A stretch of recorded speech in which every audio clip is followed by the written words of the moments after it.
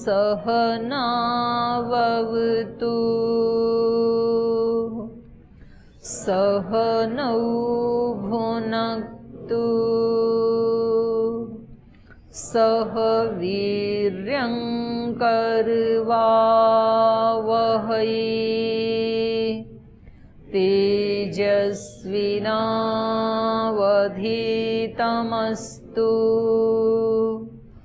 मा विद्विषावहै।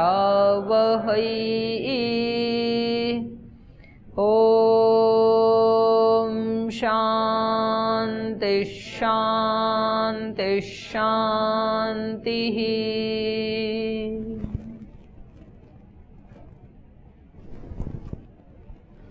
बृहदारण्यक के पंचम अध्याय का 8वां ब्राह्मण पढ़ रहे थे।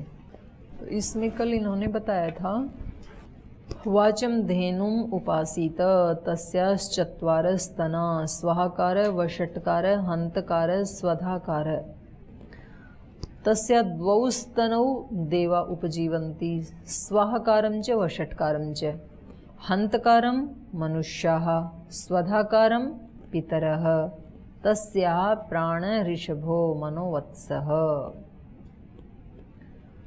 और इससे पहले ब्रह्म को विद्युत बताया था। तो इसमें बता रहे हैं कि ये जो वाणी है ये क्या है, धेनु है। अमृत इससे दूहा जा सकता है, अमृत देने वाली है ये वाणी, इसकी इतनी बड़ी महिमा है। वाचम धेनुम उपासित, इस वाणी रूपी धेनु की उपासना करो, इसकी उपासना करनी चाहिए। और इस जो धेनु होती है उसके 4 स्तन होते हैं। तस्य चत्वार स्तना, ये 4 उसके स्तन हैं। स्वाहाकार, वषट्कार, हंतकार, स्वधाकार। तो इनमें से जो 2 स्तन हैं गाय के, उसके ऊपर तो देव आश्रित रहते हैं, वो है स्वाहाकारम वषट्कारम च। और मनुष्यः हंतकारम, हंत प्रिय को कहते हैं। तो इसके ऊपर जैसे हम यज्ञ याग आदि करते हैं ना, तो उसमें आहुति देते हैं। तो कुछ बैठ के जो यज्ञ करते हैं उसमें स्वाहा से आहुति दी जाती है। खड़े होकर के जो याग किए जाते हैं उसमें वषट से, वौषट ऐसे कह के आहुति दी जाती हैं। तो ये दोनों ही आहुतियों को लेने के लिए देवता आते हैं। यज्ञ मुख है, अग्नि मुख है देवों का, तो मुख में डालते हैं तो पूरे शरीर में मिल जाता है ना फिर आहार। तो ऐसे ही जब देवों का मुख अग्नि, उस अग्नि में जो डालते हैं तो वो सब देवों को मिल जाता है। तो अपना अपना भाग ले लेते हैं अग्नि से सभी देवता। जैसे मुख में डाला हुआ जो अन्न है उससे सभी अंग प्रत्यंग अपना अपना भाग ले लेते हैं, स्वीकार कर लेते हैं। ऐसे ही यज्ञ की अग्नि जो है वो देवों का मुख है, उसमें डाला हुआ सब देवता ग्रहण कर लेते हैं। तो ये 2 जो है स्वाहाकार और वषट्कार, इसके ऊपर उनका जीवन आश्रित है। जो हम यज्ञ आदि करते हैं उससे दैवी शक्तियों को जीवन मिलता है, उससे पोषण मिलता है। माने दिव्य शक्तियां जो है ना वो यज्ञ पे आश्रित हैं। यदि यज्ञ बंद हो जाएगा तो दैवी शक्तियां जी नहीं पाएंगी, फिर उनका अंत हो जाएगा। तो ये बाहर के जो यज्ञ हैं वो तो आलंकारिक वर्णन है। वास्तव में जो यज्ञ का स्वरूप जो गीता में बताया वो यज्ञ का विराट स्वरूप है। सहयज्ञा मया सृष्ट्वा प्रजा पुरोवाच प्रजापति, सहयज्ञा प्रजा सृष्ट्वा पुरोवाच प्रजापति। यज्ञ सहित प्रजाओं की रचना करके सृष्टि के आदि में प्रजापति ने ये कहा था। क्या कहा था? अनेन प्रसविष्यध्वम, मैंने ये सारी सृष्टि यज्ञ में रच दी है और आप भी अब क्या करना, इसको आगे बढ़ाना, इस यज्ञ को, इसमें आहुतियां डालते रहना। ये सारी सृष्टि मैंने कैसे रची है? निस्वार्थ भाव से काम करने वाली, यज्ञमय। अग्नि, जल, वायु, पृथ्वी, आकाश, ये सब किसके लिए कर्म कर रहे हैं? दूसरे के लिए। तो यज्ञ जो है वो यज्ञ के लिए नहीं होता है, दूसरे के लिए होता है। और यजमान जो यज्ञ का जो अनुष्ठान करता है तो वो अपने लिए भी करता है और दूसरे के लिए भी करता है, दूसरे को भी लाभ होता ही है। तो जीवन हमारे कर्म हमारे कैसे हों, अपने लिए भी सुखदायी और दूसरों के लिए भी सुखदायी। तो ऐसा ही बनाया है भगवान ने सृष्टि को, जो स्वयं के लिए भी दुखदायी नहीं है और दूसरों के लिए भी दुखदायी नहीं है। तो इसलिए कहा इसको तुम आगे बढ़ाते रहना अपने कर्मों से। ये तो ब्रह्म का कर्म है सृष्टि, तो इसको तो मैंने यज्ञ में बनाया है इस कर्म को, तो लेकिन आप इस सृष्टि को आगे बढ़ाते रहना। अनेन प्रसविष्यध्वम एष वह अस्तु इष्ट कामधुक्। तो ये यज्ञ आपके लिए इच्छित कामनाओं की पूर्ति करने वाला होगा। जब आप इसको आगे बढ़ाएंगे तो ये आपकी कामनाओं को पूरा करने वाला होगा, ऐसे वहाँ कहा। तो हमारे अंदर की जो दैवी शक्तियाँ हैं, मैत्री, करुणा, मुदिता, दान, पवित्रता, शुचिता, दक्षता, ये सारी जो है ये दैवी शक्तियाँ हैं हमारी। ये कब जिंदा रहेंगी, किस पे आश्रित हैं ये? यज्ञ के ऊपर। स्वाहाकारम और वषटकारम। जो जो कर्म हम ऐसे करेंगे जिसमें हमारी भी भलाई है और दूसरों की भी भलाई है, ये कर्म जब हमारे माध्यम से होते रहेंगे तब तब ये दैवी शक्तियाँ जिंदा रहेंगी। और जब हमने ये छोड़ दिया ये करना, तो हमारी ये दैवी शक्तियाँ भी फिर नष्ट हो जाती हैं, फिर आसुरी शक्तियाँ हमारी अभिव्यक्त हो जाती हैं। ये इसका आध्यात्मिक अर्थ है। तो देवी शक्तियाँ, देव जो हैं वो किस पे जीवित हैं? देवा उपजीवंती स्वाहकारम च वषटकारम च हंतकारम मनुष्य। मनुष्य जो है वो प्रेम से जिंदा हैं, प्रीति पूर्वक। और घर में खूब धन भी है, पद भी सबके अच्छे अच्छे हैं, तो संपत्ति भी है, सफलता भी है, समृद्धि भी है, पद भी हैं, डिग्रियां भी हैं, प्रीति नहीं है आपस में। एक घर में रहने वाले लोगों के बीच में प्रेम नहीं है, तो फिर वो सारी चीज़ें अच्छी लगती हैं क्या? ऐश्वर्य भी है, समृद्धि भी है, डिग्रियां भी बहुत हैं, याद भी बहुत है, प्रीति नहीं है, तो फिर उसमें उनको रहने वालों को अच्छा नहीं लगता है।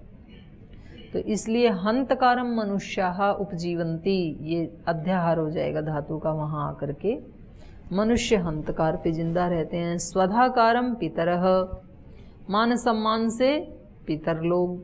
स्वधाकारम मतलब सम्मान, सम्मान की भावना। पितर लोग क्या चाहते हैं?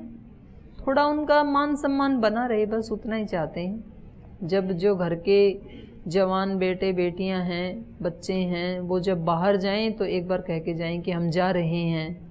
जब वापस आएं तो एक बार कहते हैं हम आ गए हैं, आज हमने ये काम किया, बस फिर वो खुश रहते हैं, खूब सारे आशीर्वाद देते हैं। और न जाते समय पूछते हैं, ना आकर के बताते हैं, उनको कहते हैं तो आपने रोटी खा लिया करो बस टाइम पे, वो भी नौकर के हाथ से दे देते हैं।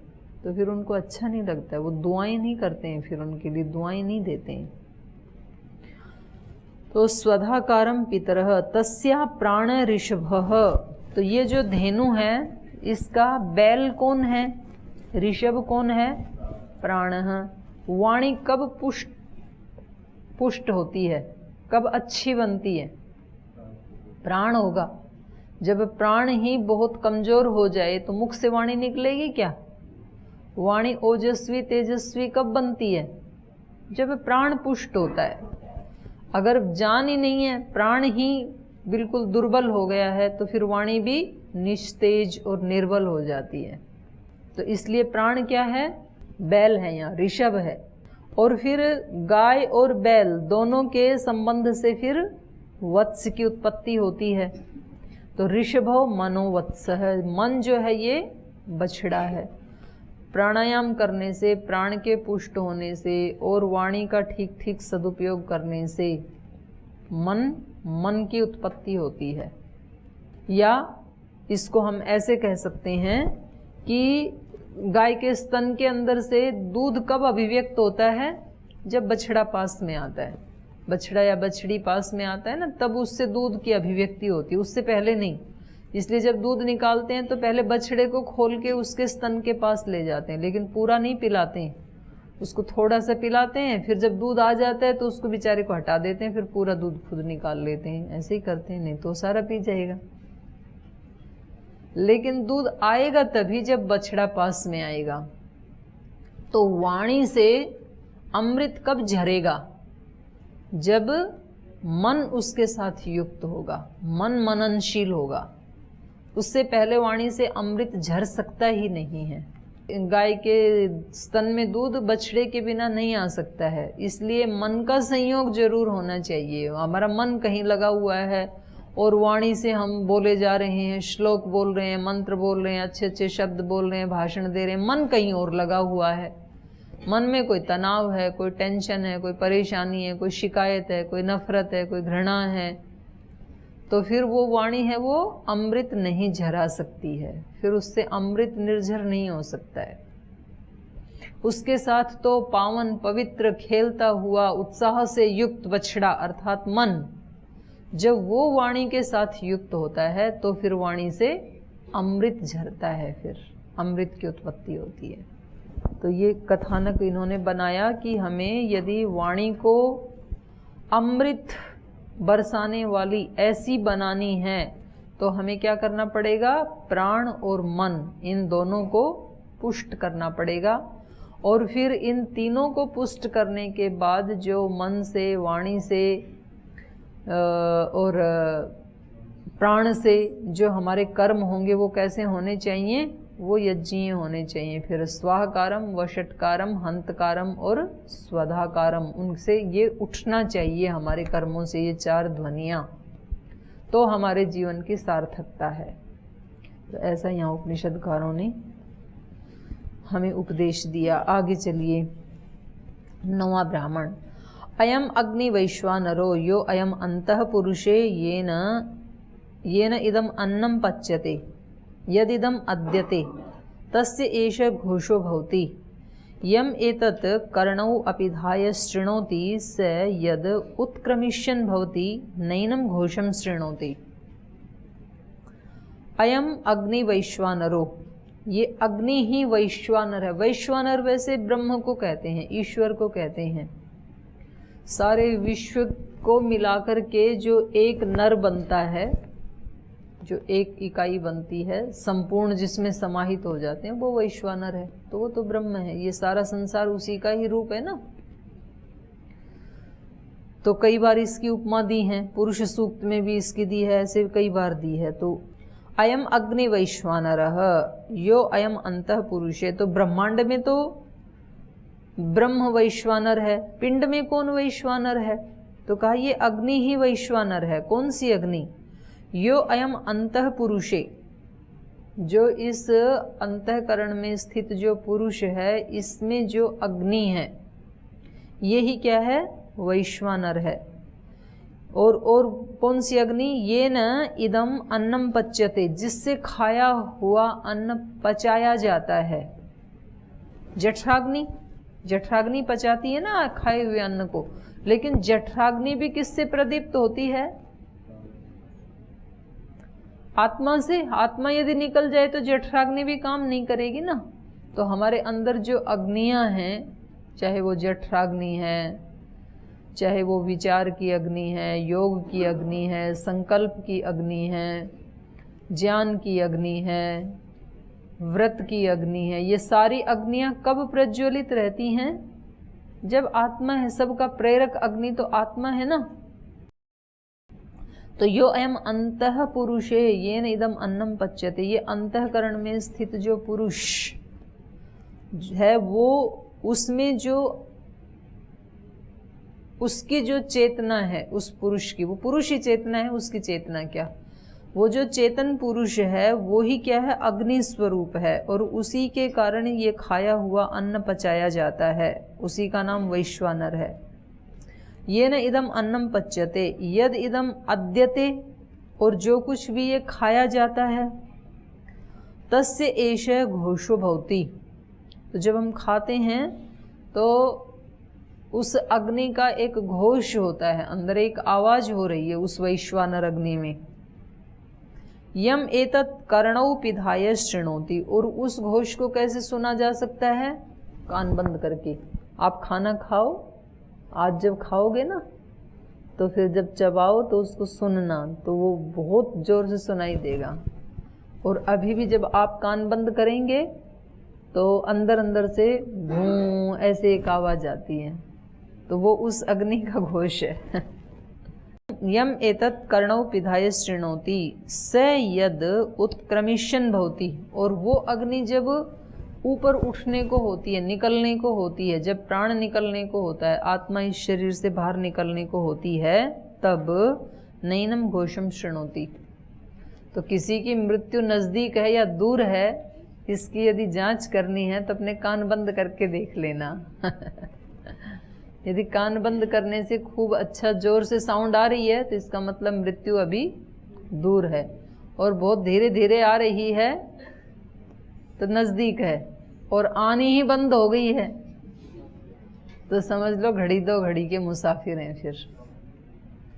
तो ये उपनिषदकार ने एक अच्छा मेडिकल का भी सिस्टम बता दिया।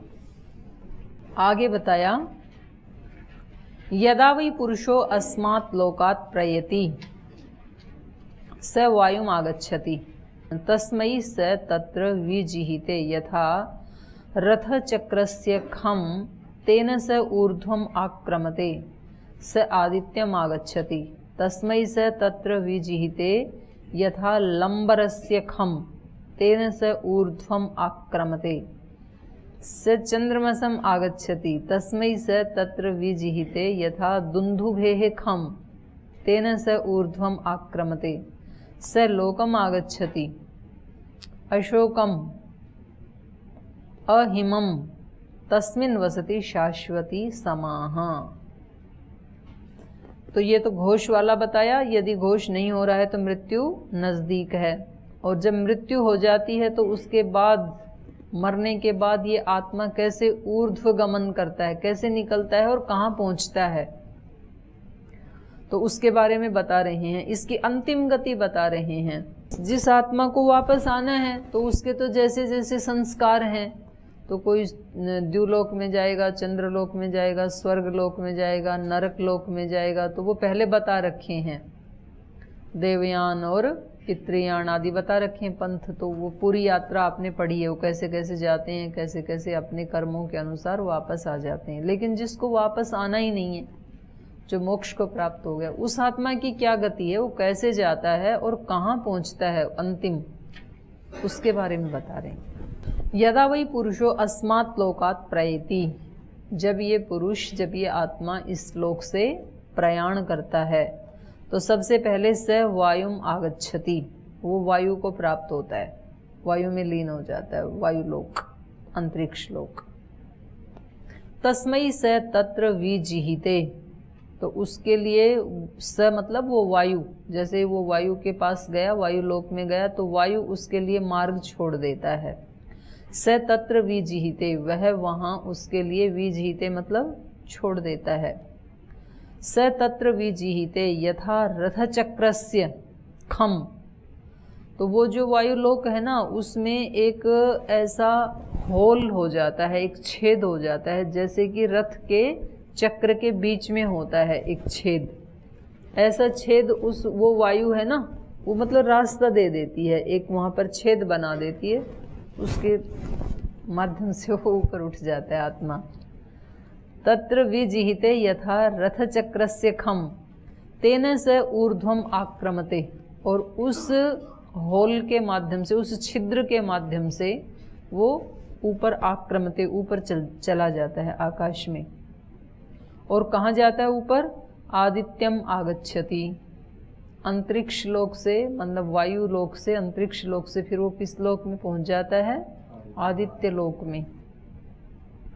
आदित्यम आगच्छति, तस्मै स, उस आत्मा के लिए, स मतलब वो आदित्य, तत्र विजिहिते, वो भी मार्ग बना देता है। कैसे आगे जाने का मार्ग बनाता है? यथा लंबरस्य खम, लंबर बाजा जानते हैं? लंबर बाजा क्या होता है? वाद्य होता है ना, बजाने वाला। आदित्य लोक में वहाँ लंबर बाजा नहीं होता है, उसका जैसा छेद बता रहे हैं। तत्र विजिहिते, तो वो जो आदित्य है स तत्र विजिहिते, इस आत्मा के लिए मार्ग छोड़ देता है। यथा लंबरस्य खम, खम मतलब आकाश, एक वाद्य यंत्र है, ये बजाने वाला बाजा है। तो जैसे उसमें उसका जो आकाश है और उसका जो छिद्र है, ऐसा छिद्र बन जाता है यहाँ पर इसके लिए। तेने से ऊर्ध्वम आक्रमते, उस मार्ग से, उस छिद्र मार्ग से फिर ये ऊपर चला जाता है। और वहाँ से ऊपर कहाँ जाता है? स ऊर्ध्वम आक्रमते स चंद्रमसम आगच्छति, चंद्रलोक को प्राप्त होता है। तो ये जो दिखता है इस पृथ्वी का चंद्र, ये वो वाला चंद्र नहीं है जिसका इसमें योग दर्शन में भी वर्णन किया है ना, चंद्रलोक। ये आदित्य लोक से ऊपर वाला है चंद्रलोक, तो इस चंद्रमा वाला नहीं है, ये तो बहुत नज़दीक है। तो फिर ये आदित्य से भी ऊपर चंद्रमसम आगच्छति, चंद्रलोक को प्राप्त हो जाता है। तस्मै से तत्र विजिहिते, फिर ये चंद्रमा भी उसके लिए मार्ग बना देता है, मार्ग खाली कर देता है। यथा दुंदुभेः खम, दुंदुभी, दुंदुभी तो जानते हैं ना, नगाड़ा। यथा दुंदुभेः खम, जैसे दुंदुभी का आकाश होता है, मतलब ऐसा एक छिद्र बन जाता है दुंदुभी के जैसे समान उसमें। तो उसका छिद्र, छिद्र मतलब यहाँ आकाश, आकाश का मतलब है अवकाश। आकाश का मतलब ऐसे खुला वाला आकाश नहीं, आकाश मतलब अवकाश। तो जैसे दुंदुभी का छिद्र होता है, ये जो अवकाश है ऐसे उसको अवकाश दे देता है चंद्रलोक। तस्मै तत्र विजिहिते यथा दुंदुभे खम तेन स ऊर्ध्वम आक्रमते स लोकम आगच्छति। तो ये अंतिम लोक है। कैसा लोक है ये? अशोकम, जहाँ पर शोक नहीं है, शोक रहित। और अहिमम, हिम से रहित। हिम का मतलब है यहाँ पर जड़ता, बर्फ जो है जड़ता का प्रतीक है।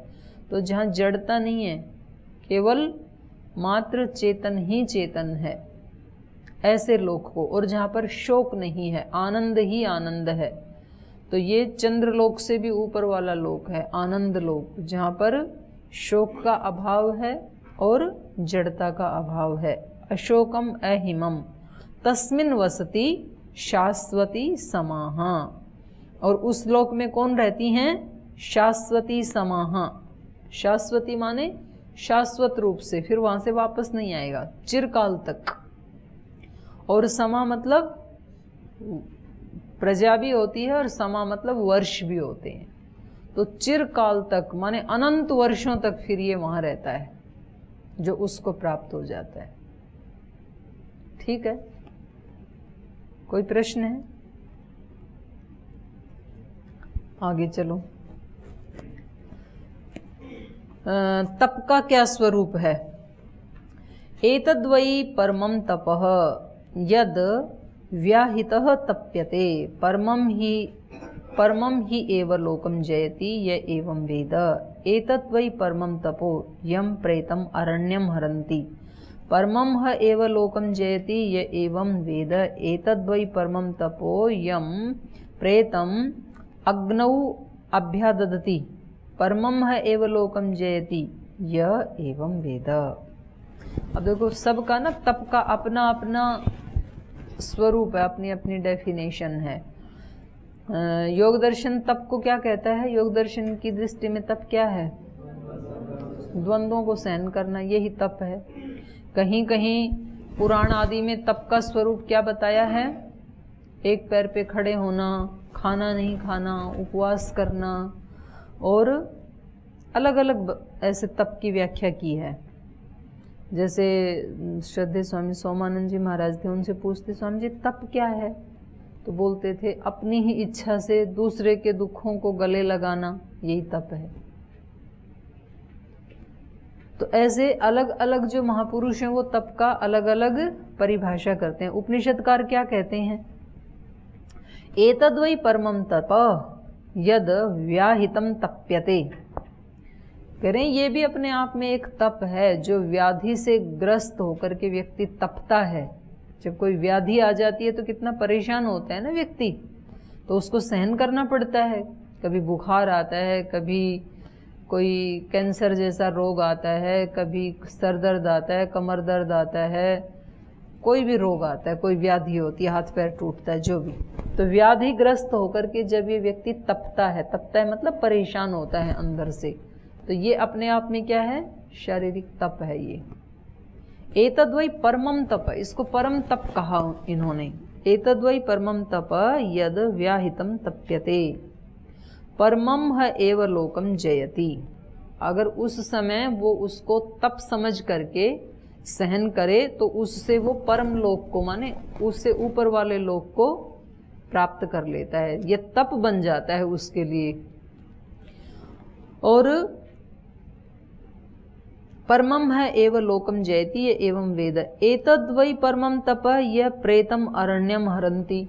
और वो जो व्याधिग्रस्त व्यक्ति था वो समझ लो कि मर गया, तो अब उसका तप तो खत्म। अब ये जो लोग उसको उठा करके अरण्य में लेके जा रहे हैं तो उनको भी फिर कष्ट होता है ना। जब कोई अपने घर में कोई कुत्ता बिल्ली भी जब मरता है तो मालिक को कष्ट होता है ना, तो मनुष्य मरता है तो कष्ट क्यों नहीं होता है? तो होता ही है ना पारिवारिक जनों को। लेकिन फिर भी कल तक जो अपने परिवार का एक अभिन्न अंग था उसको उठा करके वहाँ डालने के लिए ले जाते हैं जंगल में, तो कितना कष्ट होता है, रोते भी। तो कह रहे हैं ये भी एक तप है। परमम तप, यह परमम तप यम प्रेतम अरण्यम हरंती। जो इस प्रेत को, प्रेत मतलब जाने वाले को, इस जाने वाली आत्मा को उठा करके जो अरण्य में ले जाते हैं, स्मशान घाट में ले जाते हैं, ये भी अपने आप में परम तप है। उस समय यदि वो सोचें कि हम ये तप कर रहे हैं तो परमम ही एव लोकम जयति एवं वेद। जो इस रहस्य को जानता है तो वो परम लोक को प्राप्त करता है। एतद्वै परमं तपः यम प्रेतम अग्नौ अभ्यादधति। और ये भी अपने आप में एक परम तप है कि अपने ही उस व्यक्ति को उठा करके अग्नि में चढ़ा देते हैं। नहीं तो उसका जी जलेगा ना। अपना ही माता पिता या कोई संबंधी है तो कैसे उसको अग्नि को समर्पित कर सकते हैं, कल तक जिससे इतना प्रीति करते थे। रविकांत जी कैसे रख सकते हैं?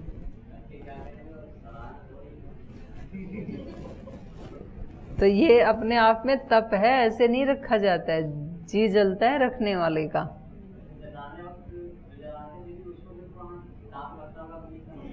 ना उसके लिए नहीं कह रहे कि इसको अग्नि लगेगी इसलिए ये तप है, ये नहीं कह रहे। जो उसको अंदर से परेशानी होती है उसको परम तप कहा है। अग्नि वाला क्या, वो तो थोड़ा दूर खड़ा हो जाए।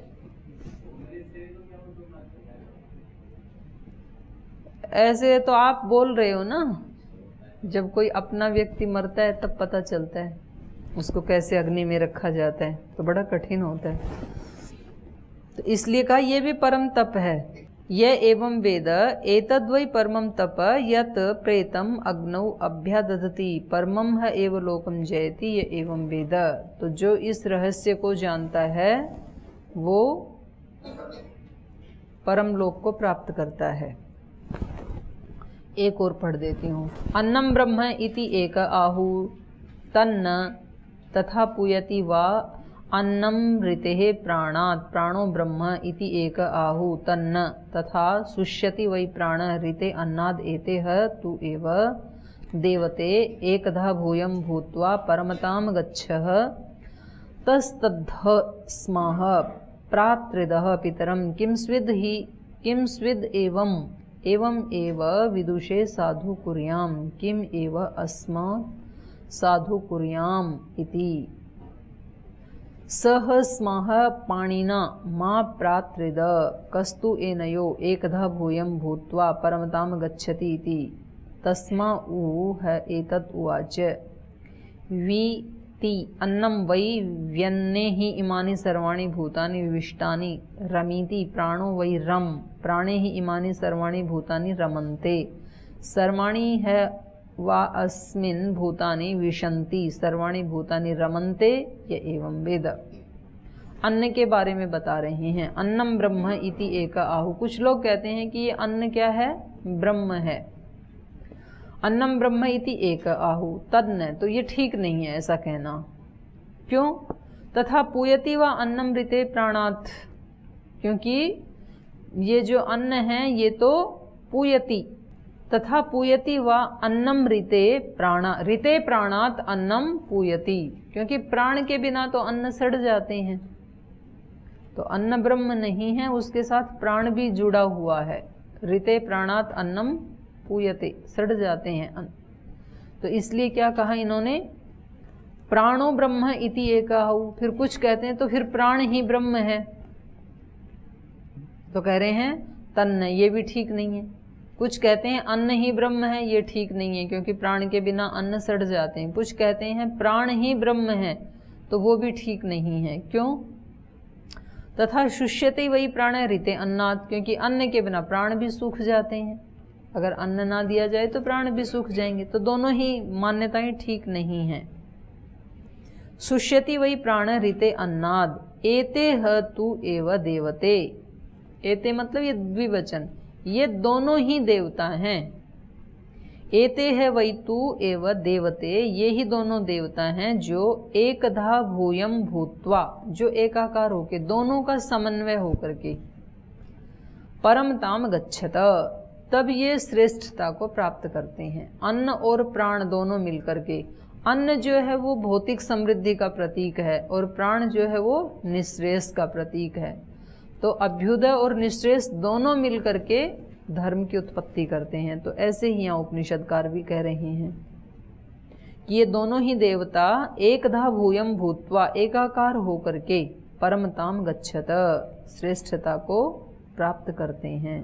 तो ये तो फिर जो है ना बड़ा है और अभी टाइम हो गया, तो इसको फिर आगे कल पूरा करेंगे। तो आज तो इतना ही समझ लो कि अन्न अकेला ब्रह्म नहीं है, प्राण भी अकेला ब्रह्म नहीं है, केवल भौतिक अकेला अपने आप में पूर्ण नहीं है और केवल अभौतिक भी अपने आप में पूर्ण नहीं है। भौतिक अभौतिक, अभ्युदय निःश्रेयस, स्थूल सूक्ष्म, अन्न और प्राण, दोनों के समन्वय से ही परमता को ये आत्मा प्राप्त करता है।